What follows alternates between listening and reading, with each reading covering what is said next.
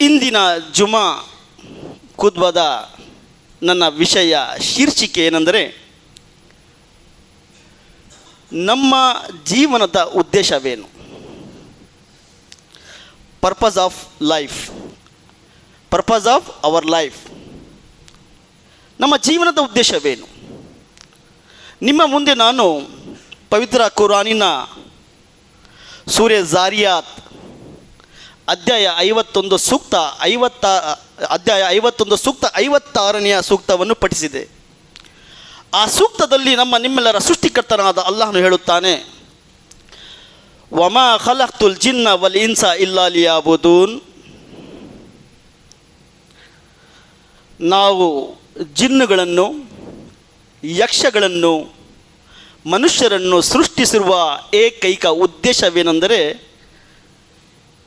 ನಮ್ಮ ಆರಾಧನೆಗಾಗಿ ಮಾತ್ರ ಎಂದು ಪವಿತ್ರ ಕುರಾನ್ ಸಾರುತ್ತಾ ಹೇಳ್ತಾ ಇದೆ. ನನ್ನ ಆತ್ಮೀಯ ಸಹೋದರ ಸಹೋದರಿಯರೇ, ಪವಿತ್ರ ಕುರಾನ್ ಮನುಷ್ಯನ ಸೃಷ್ಟಿಯ ಉದ್ದೇಶವನ್ನು ಸ್ಪಷ್ಟವಾಗಿ ಕುರಾನಿನಲ್ಲಿ ಉಲ್ಲೇಖನೆ ಮಾಡಲಾಗಿದೆ. ಆದರೆ ನಮ್ಮೆಲ್ಲರ ಸೃಷ್ಟಿಕರ್ತನು ಬರೀ ಮನುಷ್ಯರಿಗೆ ಮಾತ್ರ ಸೃಷ್ಟಿ ಮಾಡಿಲ್ಲ. ಪ್ರಪಂಚದಲ್ಲಿ ಸಾವಿರಾರು ಜೀವಿಗಳು, ಸೃಷ್ಟಿಗಳನ್ನು ನಾವು ಈ ಭೂಮಿಯ ಮೇಲೆ,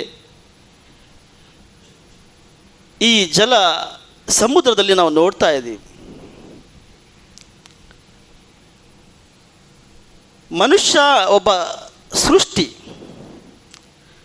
ಎಲ್ಲ ಸೃಷ್ಟಿಗಳೇ ಶ್ರೇಷ್ಠವಾದಂಥ ಸೃಷ್ಟಿ ಅಂತ ಪವಿತ್ರ ಕುರಾನ್ ಸಾರುತ್ತಾ ಸೂರ್ಯ 3 ಅಧ್ಯಾಯ 95 ಸೂಕ್ತ 4ರಲ್ಲಿ ಸ್ಪಷ್ಟವಾಗಿ ಹೇಳಿದೆ, ಲಖದ್ ಖಲಕ್ನಲ್ ಇನ್ಸಾನ ಫಿ ಅಹ್ಸನಿನ್ ತಖ್ವೀಮ್.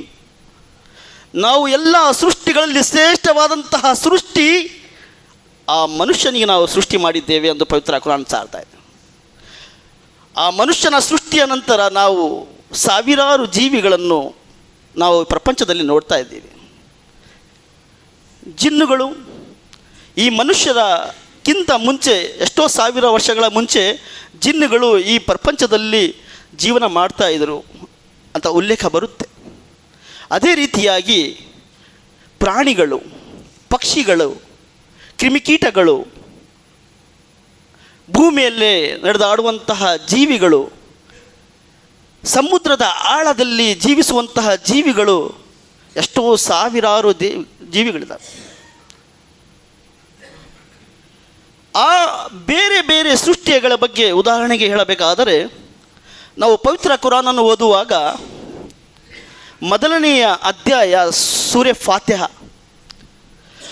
ಫಾತಿಹದ ನಂತರ ಬರುವಂತಹ ಸೂರ ಯಾವುದು? ಸೂರೆ ಬಕರ. ಸೂರ್ಯ ಬಕರ ಅಂದರೆ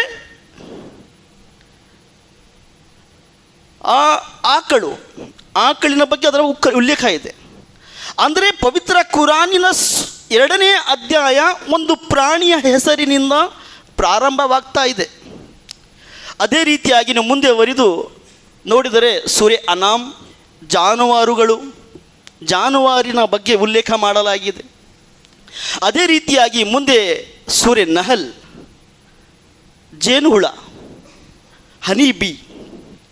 ಮುಂದೆ ಹೋಗುತ್ತಾ ಸಾರಿದರೆ ಅಧ್ಯಾಯ 27 ಸೂರೆ ಅನ್ಕಬೂತ್, ಜೇಡರ ಹುಳ.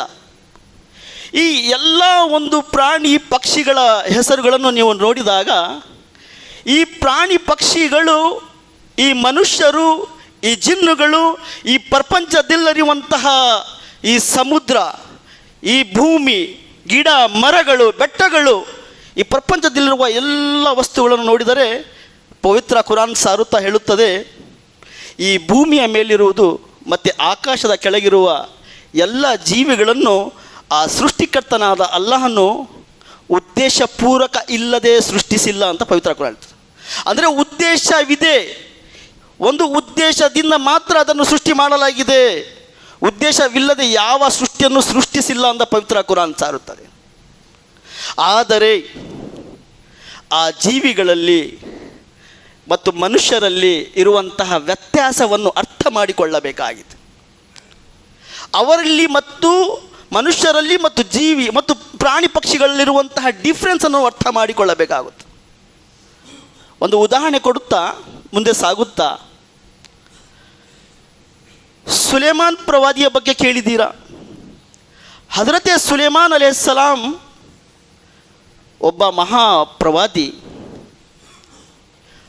ಆ ಪ್ರವಾದಿಗೆ ಅಲ್ಲಾಹನು ಕೊಟ್ಟಿರುವಂತಹ ಒಂದು ವಿದ್ಯೆ ಏನೆಂದರೆ, ಎಲ್ಲ ಪ್ರಾಣಿ ಪಕ್ಷಿಗಳ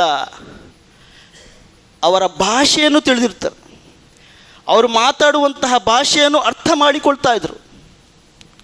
ಉದಾಹರಣೆಗೆ ನೋಡಿದಾಗ, ಒಂದು ಕಡೆ ಅವರು ಹೋಗುವಾಗ ಎಲ್ಲ ಯಕ್ಷಗಳು, ಜಿನ್ನುಗಳು ಎಲ್ಲರೂ ಇದರೋ ಇಲ್ಲೋ ಅನ್ನೋ ಒಂದು ನೋಡುವಾಗ, ಹುದ್ ಎಂಬ ಒಂದು ಪಕ್ಷಿ ಅದರಲ್ಲಿ ಕಾಣೆಯಾಗಿರುತ್ತೆ. ಅಂದರೆ ಆ ಒಂದು ಅವರು ಹೋಗುವಂತಹ ದಾರಿಯಲ್ಲಿ ಅದು ಕಾಣ್ತಾ ಇಲ್ಲ. ಪ್ರವಾದಿ ಸುಲೇಮಾನ್ ಅಲೈಹಿಸ್ಸಲಾಮರವರು ಸಿಟ್ಟಾಗಿ ಕೋಪದಿಂದ ಹೇಳುತ್ತಾರೆ, ಆ ಹುದ್ ನನ್ನ ಅಪ್ಪಣೆವಿಲ್ಲದೆ, ನನ್ನ ಪರ್ಮಿಷನ್ ಇಲ್ಲದೆ ಎಲ್ಲೂ ಹೋಗಿರಬೇಕು, ಅವನು ಬಂದರೆ ಅವನನ್ನು ಕಠಿಣ ಶಿಕ್ಷೆಯನ್ನು ಕೊಡುವೆವು ಅಂತ ಸುಲೇಮಾನ್ ಅಲೈಹಿಸ್ಸಲಾಂ ಹೇಳ್ತಾರೆ.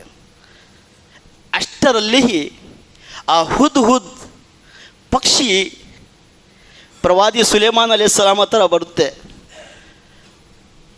ಬಂದು ಹೇಳುತ್ತದೆ, ಓ ಪ್ರವಾದಿಗಳೇ, ನಾನು ಸಬಾ ಎಂಬ ಪ್ರದೇಶ, ಯಮನ್ ಪ್ರದೇಶ ಇದೆಯಲ್ಲ, ಅಲ್ಲಿ ಸಬಾ, ಅಲ್ಲಿಂದ ನಾನು ಬರ್ತಾ ಇದ್ದೀನಿ. ಅಲ್ಲಿಯ ಒಂದು ವಿಷಯವನ್ನು ನಿಮ್ಮ ಮುಂದೆ ಹೇಳಲು ಬರ್ತಾ ಇದ್ದೀನಿ. ಒಂದು ಆಶ್ಚರ್ಯಕರವಾದಂತಹ ಘಟನೆಯನ್ನು ನಾನು ನೋಡು ಬರ್ತಾ ಇದ್ದೀನಿ ಅಂತ ಆ ಹುದ್ ಪಕ್ಷಿ ಸುಲೇಮಾನ್ ಅಲೈಹಿಸ್ಸಲಾಂ ಜೊತೆಗೆ ಮಾತಾಡ್ತಾ ಇದೆ. ಆ ಪಕ್ಷಿ ಮಾತಾಡ್ತಾ ಇದೆ, ಆ ಸುಲೇಮಾನ್ ಅಲೈಹಿಸ್ಸಲಾಂ ಅದನ್ನು ಕೇಳ್ತಾನೂ ಇದ್ದಾರೆ, ಅದಕ್ಕೆ ಉತ್ತರನೂ ಕೊಡ್ತಾ ಇದ್ದಾರೆ. ಅಂತಹ ಒಂದು ಮೌಜಿಜ, ಅಂತಹವನ್ನು ಒಂದು ಜ್ಞಾನವನ್ನು ಕೊಟ್ಟಿರುವ ಏಕೈಕ ದೇವ. ಆ ಪಕ್ಷಿ ಹೇಳುತ್ತದೆ, ಓ ಪ್ರವಾದಿ ಸುಲೇಮಾನರೇ, ನಾನು ಸಭಾ ಪ್ರದೇಶದಿಂದ ಬರ್ತಾ ಇದ್ದೀನಿ. ಅಲ್ಲಿಯ ಜನರು, ಅಲ್ಲಿಯ ಸಮುದಾಯದವರು, ಅಲ್ಲಿಯ ಜನಾಂಗದವರು ಒಂದು ಮಹಿಳೆಯನ್ನು ತನ್ನ ಮುಖಂಡರನ್ನಾಗಿ ಮಾಡಿಕೊಂಡು ಅಲ್ಲಿ ಜೀವಿಸುತ್ತಾ ಇದ್ದಾರೆ. ಅಂದರೆ ಆ ಹುದ್ ಪಕ್ಷಿಗೂ ಗೊತ್ತಾಗಿದೆ, ಈ ಜನಾಂಗದ, ಈ ಸಮುದಾಯದ ಯಾರಾದರೂ ಲೀಡರ್ ಆಗಬೇಕಾದರೆ, ಸಮುದಾಯದ ಅಧ್ಯಕ್ಷರಾಗಬೇಕಾದರೆ ಅದು ಪುರುಷರಾಗಿರಬೇಕು, ಮಹಿಳೆಯರಲ್ಲ ಅಂತ. ಅಂದರೆ ಮಹಿಳೆಯರ ಸ್ಥಾನ ಕೆಳಗಡೆ ಅಂತ ಅಲ್ಲ, ಮಹಿಳೆಯರಿಗೆ ಒಂದು ಸ್ಥಾನಮಾನವನ್ನು ಇಸ್ಲಾಂ ಕೊಟ್ಟಿಲ್ಲ ಅಂತಲ್ಲ. ಮಹಿಳೆಯರ ಸ್ಥಾನಮಾನ ಬೇರೆ, ಅವರು ಮಾಡುವಂತಹ ಕಾರ್ಯಗಳು ಬೇರೆ, ಅವರ ಒಂದು ಸಬ್ಜೆಕ್ಟೇ ಬೇರೆ. ಉದಾಹರಣೆಗೆ ನೋಡಬೇಕಾದರೆ 6 ಸಬ್ಜೆಕ್ಟ್ ಪುರುಷರಿಗೆ, 6 ಸಬ್ಜೆಕ್ಟ್ ಮಹಿಳೆಯರಿಗೆ ಕೊಟ್ಟರೆ, ಒಂದು ಸಬ್ಜೆಕ್ಟಲ್ಲಿ ಒಬ್ಬರು 100 ಅಂಕಗಳನ್ನು ತಗೊಂಡರೆ, ಮಹಿಳೆಯರು 50 ಅಂಕಗಳು ತಗೊಂಡರೆ, ಇನ್ನೊಂದು ಸಬ್ಜೆಕ್ಟಲ್ಲಿ 100 ತಗೊತಾರೆ. ಅಂದರೆ ಈಕ್ವಲ್ ಆಗಿ ನಾವು ರಿಸಲ್ಟನ್ನು ನೋಡುವಾಗ ಸರಿ ಸಮಾನವಾಗಿ ಬರುತ್ತೆ. ಆ ಹುದ್ದಿನ ಆ ಉತ್ತರವನ್ನು ಕೇಳಿದ ಕೂಡಲೇ ಪ್ರವಾದಿಯರು ಆಶ್ಚರ್ಯ ಆಗ್ತಾರೆ. ಅಂದರೆ ಈ ಒಂದು ಉದಾಹರಣೆ ಕೊಡುವ ಉದ್ದೇಶ ಏನೆಂದರೆ, ಆ ದೇವನು ಆ ಹುದ್ ಎಂಬ ಪಕ್ಷಿಯನ್ನು ಸೃಷ್ಟಿ ಮಾಡಿದ್ದಾನೆ. ಅದರಿಂದ ನಮಗೆ ಬರುವಂತಹ ಸಂದೇಶ, ಅದರಲ್ಲಿ ಕಲಿಯುವಂತಹ ಬೋಧನೆ ಏನೆಂದರೆ, ಆ ಪಕ್ಷಿಗೂ ಸಹ ಗೊತ್ತಿದೆ ಆ ಒಂದು ಮಹಿಳೆ ಏಕದೇವನ ಹೊರತು ಬೇರೆಯವರನ್ನು ಆರಾಧನೆ ಮಾಡುತ್ತದೆ ಎಂಬ ಸಂದೇಶವನ್ನು ಸಹ ಆ ಹುದ್ ಕೊಡುತ್ತೆ. ಆದರೆ ಆ ಸರ್ವಶಕ್ತನಾದ ಅಲ್ಲಾಹನು ಅತಿ ಉತ್ತಮ ಶೈಲಿಯಲ್ಲಿ, ಅತಿ ಉತ್ತಮ ಸೃಷ್ಟಿಯನ್ನಾಗಿ ಮಾಡಿರುವಂತಹ ಮನುಷ್ಯ ಏಕದೇವ ಆರಾಧನೆಯನ್ನು ಬಿಟ್ಟು ಬಹುದೇವ ಆರಾಧನೆ ಸಹ ಮಾಡ್ತಾ ಇದ್ದಾನೆ. ಪ್ರಪಂಚದಲ್ಲಿ 800 ಕೋಟಿ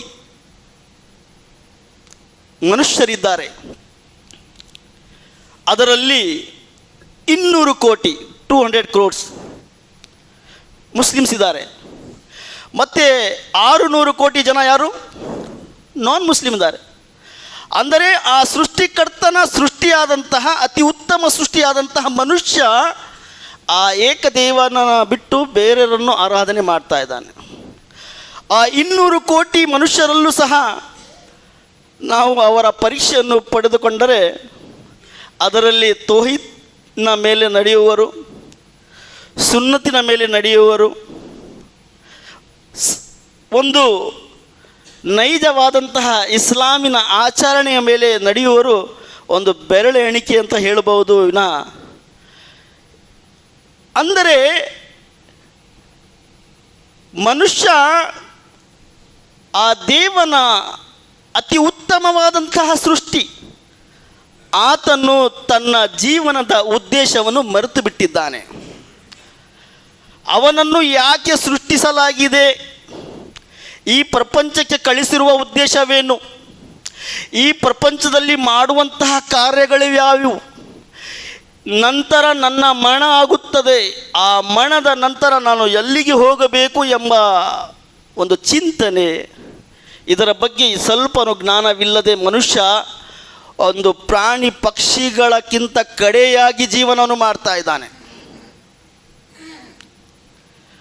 ಆತ್ಮೀಯ ಸಹೋದರರೇ, ನಮ್ಮ ಜೀವನದ ಉದ್ದೇಶವೇನು? ನಮ್ಮನ್ನು ಸೃಷ್ಟಿಸಿರುವಂತಹ ಉದ್ದೇಶವೇನು? ನಾವು ಪವಿತ್ರ ಕುರಾನನ್ನು ಪಠಿಸುವಾಗ ಅದರ ಉದ್ದೇಶವನ್ನು ಪವಿತ್ರ ಕುರಾನ್ ಸಾರುತ್ತಾ ಸೂರೆ ಮುಲ್ಕ್ ಅಧ್ಯಾಯ 67 ಸೂಕ್ತ 2ರಲ್ಲಿ ಅಲ್ಲಾಹನು ಹೇಳುತ್ತಾನೆ, ಅಲ್ಲದೀ ಖಲಕಲ್ ಮೌತ ವಲ್ ಹಯಾತ ಲಿಯಬ್ಲುವಕುಂ ಅಯ್ಯುಕುಂ ಅಹ್ಸನು ಅಮಲ.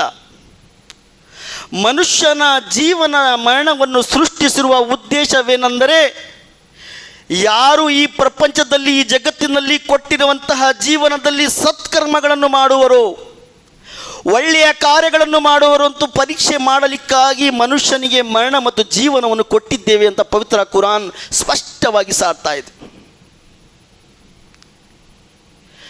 ಈ ಮರಣ ಮತ್ತು ಜೀವನದ ನಡಿರುವಂತಹ ಒಂದು ಜೀವನ, ಒಂದು ನಿರ್ದಿಷ್ಟವಾದಂತಹ ಜೀವನ, 10 ವರ್ಷ, 20 ವರ್ಷ, 40 ವರ್ಷ, 50 ವರ್ಷ, ಹೆಚ್ಚಾಗಿ ಅಂದರೆ 90, 95, 100 ವರ್ಷ ಬಾಳ್ತಾ ಇರ್ಬೋದು. ಈ ಜೀವನದಲ್ಲಿ ಮನುಷ್ಯನ ಜೀವನದ ಉದ್ದೇಶವನ್ನು ಅರ್ಥ ಮಾಡಿಕೊಂಡು ಯಾರು ಜೀವನವನ್ನು ಸಾಗಿಸುತ್ತಾರೋ ಅವರು ವಿಜಯಗಳಾಗುತ್ತಾರೆ. ಮುಖ್ಯವಾಗಿ ತನ್ನ ಏಕೈಕ ದೇವನನ್ನು ಅರಿತುಕೊಂಡು ಅವನ ಆರಾಧನೆಯನ್ನು ಮಾಡಬೇಕು. ಏಕೆ ಆರಾಧನೆಯನ್ನು ಮಾಡಬೇಕು? ಪವಿತ್ರ ಕುರಾನ್ ಅಧ್ಯಾಯ 2 ಸೂಕ್ತ 21ರಲ್ಲಿ ಹೇಳುತ್ತಾನೆ, ನಾವು ನಿಮ್ಮನ್ನು ಈ ಭೂಮಿಯನ್ನು ಹಾಸಿಗೆಯನ್ನಾಗಿ ಹಾಸಿ ಈ ಆಕಾಶವನ್ನು ಮೇಲ್ಛಾವಣಿಯನ್ನಾಗಿ ಮಾಡಿ ಅದರಿಂದ ಮಳೆಯನ್ನು ಸುರಿಸಿ ಈ ಭೂಮಿಯಿಂದ ತರಹ ತರಹದ ಬೆಳೆಗಳನ್ನು ಉತ್ಪಾದಿಸಿ ಕೊಡುವರು ನಾವಾಗಿದ್ದೇವೆ. ನೀವು ಇದನ್ನು ಅರಿತಿರುತ್ತಾ ನನ್ನನ್ನು ಆರಾಧಿಸಿರಿ. ಆ ಏಕೈಕ ದೇವನನ್ನು ನಾವು ಆರಾಧನೆ ಮಾಡಬೇಕು. ವಮಾ ಖಲಕ್ತುಲ್ ಜಿನ್ನ ವಲ್ ಇನ್ಸ ಇಲ್ಲಾ ಲಿಯಅ್ಬುದೂನ್ ಎಂಬ ಒಂದು ಸೂಕ್ತದ ವ್ಯಾಖ್ಯಾನದಲ್ಲಿ ಮನುಷ್ಯ ಇಬಾದತ್ತಿಗ ಅಂದರೆ ನಾವು ತಿಳಿದುಕೊಂಡಿರುವುದು ಮಸೀದಿಯಲ್ಲಿ ಬಂದು ವಜು ಮಾಡಿಕೊಂಡು ನಮಾಜ್ ಮಾಡ್ತೀವಿ, ಅದು ಇಬಾದತ್. ರಂಜಾನ್ ತಿಂಗಳಲ್ಲಿ ಬಂದರೆ ಉಪವಾಸವನ್ನು ಆಚರಿಸುವುದು ಇಬಾದತ್. ಸಂಪತ್ತು ಇದ್ದರೆ ಒಂದು ಹಜ್ ಉಮ್ರಾ ಮಾಡುವುದು ಇಬಾದತ್. ಕೆಲವರಿಗೆ ದಾನ ಧರ್ಮ ಮಾಡುವುದು ಇಬಾದತ್ ಅಂತ ತಿಳಿಕೊಂಡಿದ್ದೀವಿ. ಇಲ್ಲಿ ಪವಿತ್ರ ಕುರಾನ್ ಹೇಳ್ತಾ ಇದೆ, ವಮಾ ಖಲಕ್ತುಲ್ ಜಿನ್ನ ವಲ್ ಇನ್ಸ ಇಲ್ಲಾ ಲಿಯಅ್ಬುದೂನ್, ನಾವು ನಮ್ಮ ಇಬಾದತ್ತಿನ ಹೊರತು ಬೇರೆ ಯಾವುದೇ ಉದ್ದೇಶಕ್ಕಾಗಿ ಸೃಷ್ಟಿ ಮಾಡಿಲ್ಲ.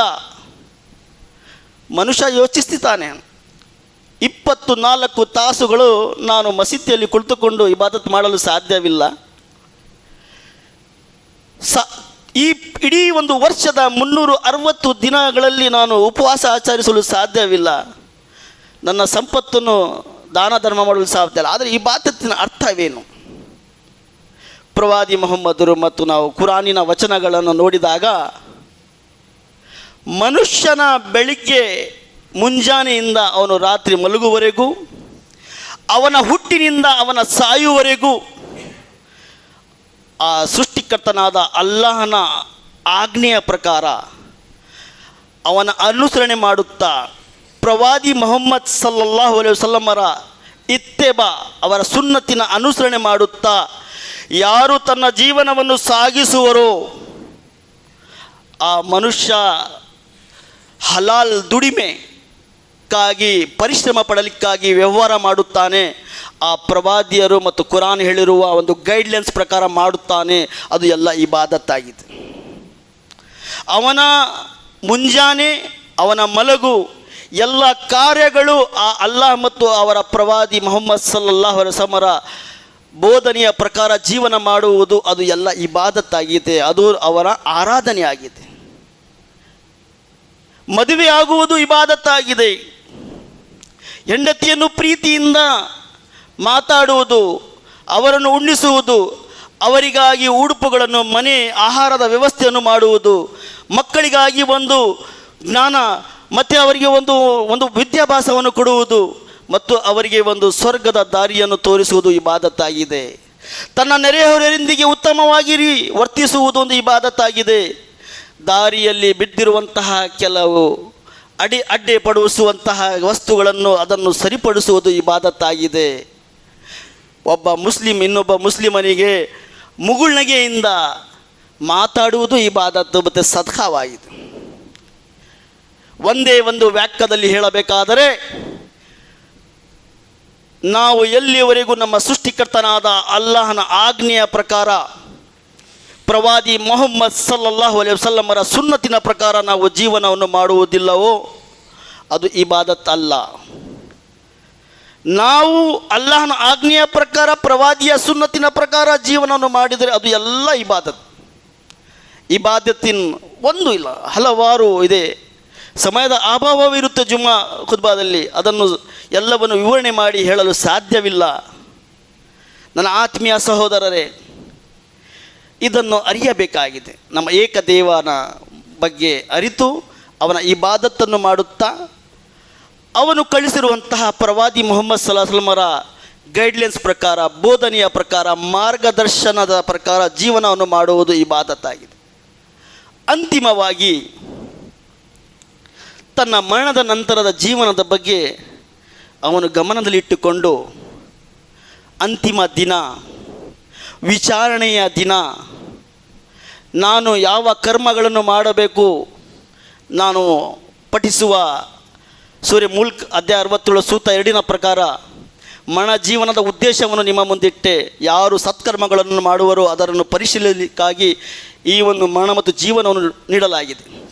ಹಾಗಾಗಿ ಮರಣದ ನಂತರದ ಜೀವನದ ಬಗ್ಗೆ ಅರಿತು ಜೀವನವನ್ನು ಮಾಡಬೇಕಾಗಿದೆ.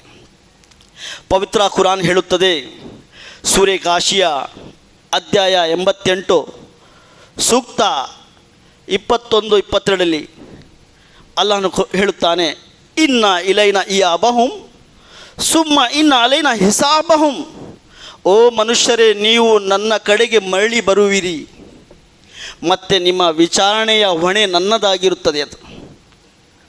ಹಾಗಾಗಿ ನನ್ನ ಆತ್ಮೀಯ ಸಹೋದರ ಸಹೋದರಿಯರೇ, ಆ ಒಂದು ವಿಚಾರಣೆಯ ದಿನದ ಭಯ, ಆ ಏಕೈಕ ದೇವನು ನಮ್ಮನ್ನು ಕೊಟ್ಟಿರುವಂತಹ ಈ ಪ್ರಪಂಚದಲ್ಲಿ ಜೀವನ, ನಮಗೆ ಉಸಿರಾಡಲು ಗಾಳಿ, ನಮಗೆ ಎಲ್ಲ ಬೇಕಾಗಿರುವಂತಹ ಸೌಕರ್ಯಗಳನ್ನು ಅರ್ಥ ಮಾಡಿಕೊಂಡು ನಾವು ಆ ಏಕೈಕ ದೇವನ ಇಬಾದತ್ತನ್ನು ಮಾಡುತ್ತಾ, ಆ ಪ್ರವಾದಿ ಮುಹಮ್ಮದ್ ಸಲ್ಲಲ್ಲಾಹು ಅಲೈಹಿ ವಸಲ್ಲಮರ ಸುನ್ನತಿನ ಪ್ರಕಾರ ಜೀವನವನ್ನು ಮಾಡುತ್ತಾ, ನಾವು ಈ ಪ್ರಪಂಚದಲ್ಲಿ ಒಳ್ಳೆಯ ಕಾರ್ಯಗಳನ್ನು, ಸತ್ಕರ್ಮಗಳನ್ನು ಮಾಡುತ್ತಾ ಜೀವನವನ್ನು ಸಾಗಿಸುತ್ತಾ ಆ ಮರಣದ ಸವಿಯನ್ನು ನಾವು ಸವಿಯಲೇಬೇಕಾಗಿದೆ.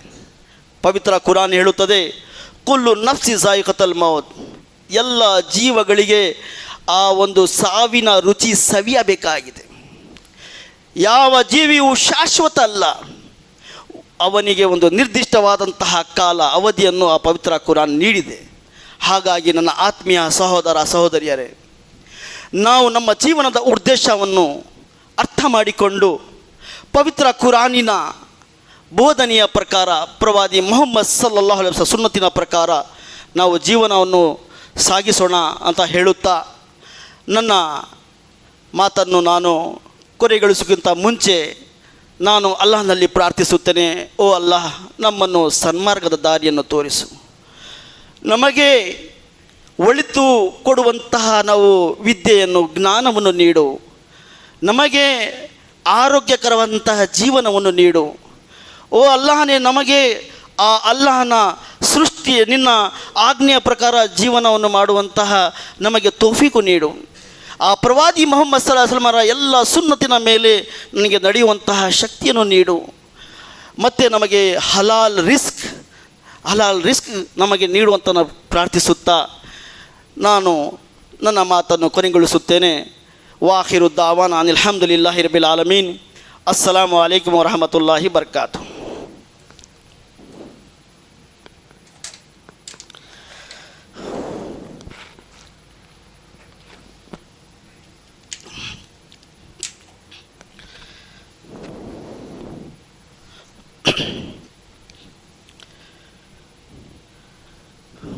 إن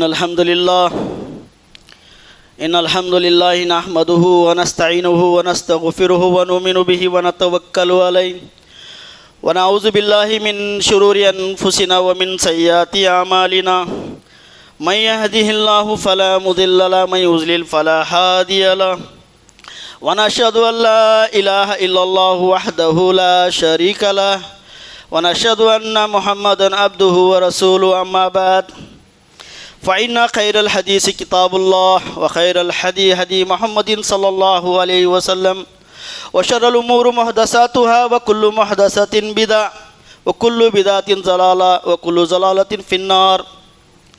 فقد قال الله تبارك وتعالى في القرآن المجيد والفرقان الحميد. أعوذ بالله من الشيطان الرجيم. بسم الله الرحمن الرحيم. إن الله ملائكته يصلون على النبي يا أيها الذين آمنوا صلوا عليه وسلموا تسليما. اللهم صل على محمد وعلى آل محمد كما صليت على إبراهيم وعلى آل إبراهيم إنك حميد مجيد. عباد الله ورحمني ورحمكم الله.